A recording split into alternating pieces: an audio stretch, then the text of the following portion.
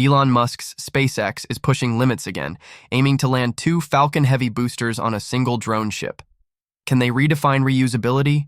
Join us to explore this bold vision. Falcon Heavy Dual Booster Landing. Plan landing a rocket booster on a drone ship is one of SpaceX's most revolutionary innovations. This method has enabled rapid reuse of Falcon 9 boosters, slashing launch costs and maximizing hardware recovery. However, Falcon Heavy, a much more complex system, has yet to use this technique for its side boosters. While those boosters have consistently landed successfully at SpaceX's land-based landing zones, they've never touched down on drone ships. That could be changing soon. Falcon Heavy comprises 3 boosters, a central core and 2 side boosters. The side boosters are usually recovered and reused but always return to land. The central core, which travels farther and endures more extreme re-entry conditions, is rarely recovered due to its demanding flight profile. Attempts to land the core on a drone ship have often failed or been excluded entirely from mission plans. So why don't the side boosters land on drone ships? The answer lies in resource management. Falcon Heavy missions would require both of SpaceX's East Coast drone ships just to recover the side boosters, temporarily sidelining them from Falcon 9 missions. Given SpaceX's high launch cadence, this creates a scheduling bottleneck. Using both drone ships for a single Falcon Heavy flight restricts the company's overall mission flexibility. Despite this, the idea of recovering side boosters on drone ships is an enticing one. It would allow for more versatile launch profiles and free up land-based landing zones for other operations.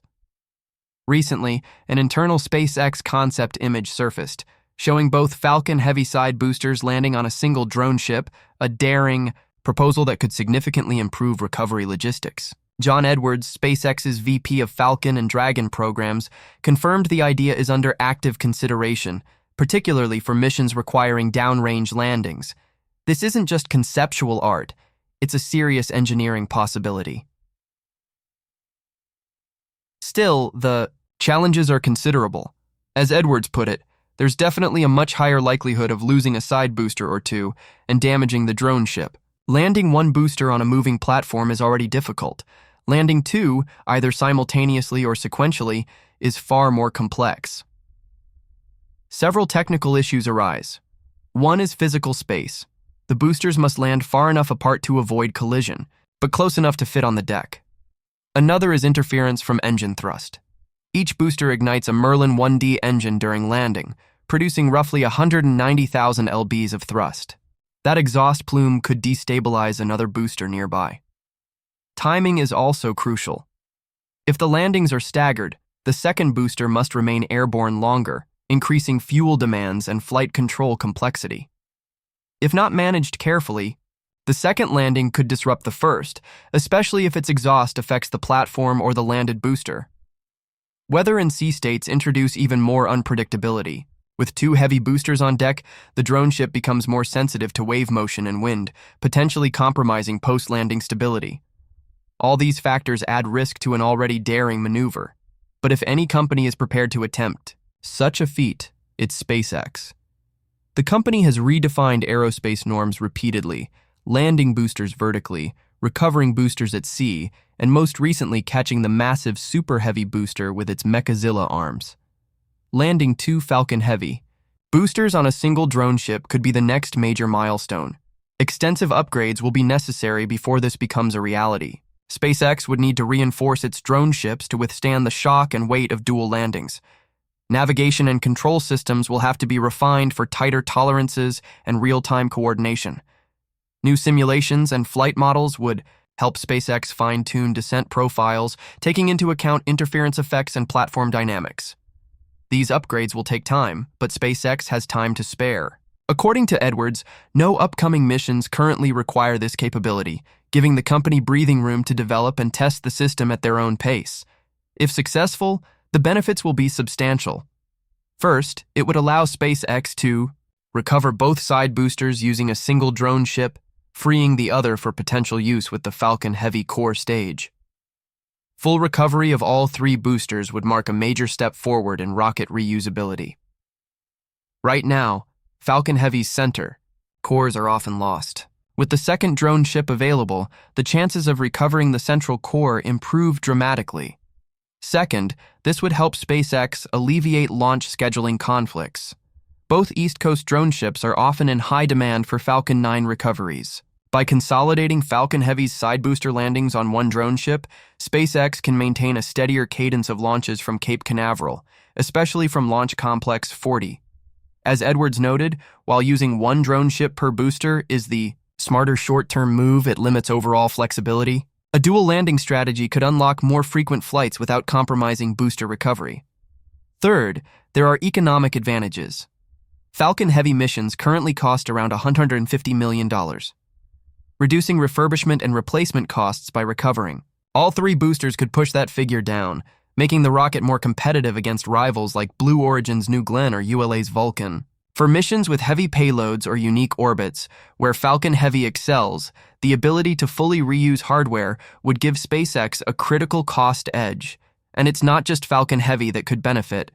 As launch volumes increase, SpaceX might face scenarios where two Falcon 9 missions launch in close succession and both require ocean landings. A single drone ship capable of recovering two boosters could make those missions easier to coordinate, especially if the second drone ship is unavailable or undergoing maintenance.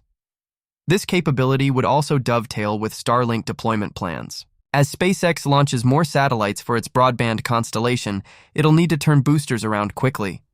Recovery innovations that reduce drone ship downtime and streamline logistics will be crucial for meeting ambitious rollout goals.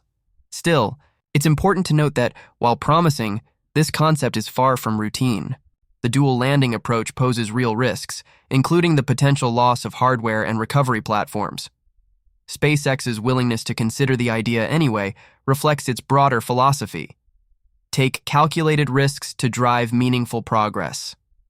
In the past, such thinking led to dramatic milestones, like the first booster landings and full mission reusability. This could be the next leap forward. Ultimately, landing two Falcon Heavy boosters on a single drone ship is more than a technical challenge. It's a bold step toward more efficient, scalable spaceflight. With no immediate deadlines and a proven track record of solving hard problems, SpaceX is well positioned to take its time and get it right. And if successful, the impact will be felt, not just within the company but across the entire space industry. As we look toward a future filled with ever more ambitious missions, from lunar landings to Mars colonization, efficient booster recovery will be essential. And if the day comes when two Falcon Heavy boosters descend together onto a single floating deck in the Atlantic, it won't just be a remarkable visual. It'll be a testament to the relentless pursuit of progress. Are you ready to see it happen? If you're excited about what lies ahead, give this story a thumbs up, subscribe, and stay tuned. As SpaceX continues pushing the boundaries of what's possible in spaceflight, Falcon Heavy's ongoing missions. With that all said, Falcon Heavy's ongoing upgrades are steadily enhancing the power and potential of SpaceX's most capable operational rocket. While it has flown only 11 times since its debut in 2018, each mission has demonstrated outstanding performance and growing strategic importance. Who could forget its unforgettable first flight? The iconic moment when it launched a Tesla Roadster, piloted by Starman, into orbit. That spectacle marked not just a marketing triumph, but also a bold statement of engineering confidence. Beyond the headlines, Falcon Heavy has delivered on a wide range of high-value missions. It has launched critical payloads for the U.S. military, delivered massive commercial satellites into geostationary orbits, and sent scientific missions on deep space journeys, including NASA's Psyche spacecraft, which is en route to a metal-rich asteroid, and a future mission to Jupiter's moon Europa. Every launch so far has been successful, establishing Falcon Heavy as one of the most reliable heavy-lift rockets in service. Looking ahead, Falcon Heavy's role will only grow more significant. Later this year, it'll begin contributing to lunar explorations as part of NASA's Commercial Lunar Payload Services program. In partnership with Astrobotic, Falcon Heavy will launch the Griffin lander to the moon's south pole. This mission, known as Griffin 1, will carry the Volatiles Investigating Polar Exploration Rover, or VIPER for short, a key part of NASA's efforts to study lunar water ice. A second mission, Griffin 2, is already scheduled for 2026, continuing Falcon Heavy's contribution to America's return to the moon and paving the way for Artemis 3, the crewed landing planned for 2027. Falcon Heavy also plays a major role in national security under the U.S. Space Force's National Security Space Launch Phase 2 contract. It is slated to conduct 7 missions through 2027, launching payloads for both the USSF and the National Reconnaissance Office, or NRO for short. These missions are critical to national defense and satellite infrastructure, highlighting SpaceX's growing role as a trusted launch provider for the U.S. government. Looking further ahead, Falcon Heavy is expected to support additional missions under Phase 3 of the NSSL program. While Falcon 9 and Starship will also play roles, Falcon Heavy's track record ensures its continued relevance. Beyond military and lunar missions, Falcon Heavy is also lined up for several other key NASA projects. These include the launches of the Nancy Grace Roman Space Telescope, Dragonfly, a rotorcraft mission to Titan, Dragon XL, a cargo vehicle for the Lunar Gateway, and the Gateway's Power and Propulsion Element, or PPE, and Halo module. Though the latter may be reassigned or delayed, as launch rates rise, SpaceX will need to explore landing multiple boosters on a single drone ship. It's a complex challenge requiring upgrades and testing, but the potential benefits for Falcon Heavy and overall reusability are significant. With several missions ahead, we may see this attempted within a year or two. Which mission do you think will be the first? Drop your prediction in the comments down below. Otherwise, folks, this has been our update on SpaceX and its ambitious plans. Don't forget to like the video and subscribe if you haven't already to stay up to date with us in the latest details of SpaceX's progress. Remember, we are so close to 100K subscribers. So with that, please continue supporting us and thank you so much for tuning in. But always remember, curiosity, imagination, and inspiration will always follow you as long as you keep looking up.